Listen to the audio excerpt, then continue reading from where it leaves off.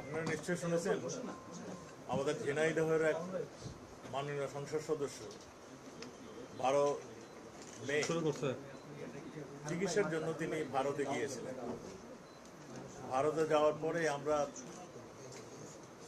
2 দিন পরে তার আর কোনো খোঁজ খবর পাইনি। এতে উদ্বিগ্ন হয়ে তার মেয়ে আমাদেরকে খোঁজ খবর জানালে আমাদের পুলিশ এই ঘটনাটি ইন্ডিয়ান পুলিশের সঙ্গে যোগাযোগ রাখছিলেন।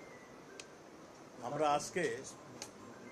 আজকে সুনিশ্চিত হয়েছে সকালবেলায় ভারতীয় পুলিশ জানিয়েছেন যে তিনি খুন হয়েছেন। তা আমরা ইতিমধ্যেই তাদের যে তথ্য ভারতীয় পুলিশ আমাদেরকে দিয়েছিলেন সেই তথ্য অনুযায়ী আমাদের পুলিশ, বাংলাদেশের পুলিশ, এদের তথ্য অনুযায়ী তাদেরকে যারা খুন করেছেন কিংবা খুনের সঙ্গে সম্পৃক্ত ছিলেন আমরা যা সন্দেহ করছি এবং তাদের থেকে যা আমরা তথ্য পেয়েছিলাম সেই তথ্য অনুযায়ী তাদের মধ্যে থেকে আমরা 3 জন অপরাধীকে আমাদের পুলিশ ধরেছেন এবং তাদের জিজ্ঞাসাবাদ চলছে, তদন্ত চলছে।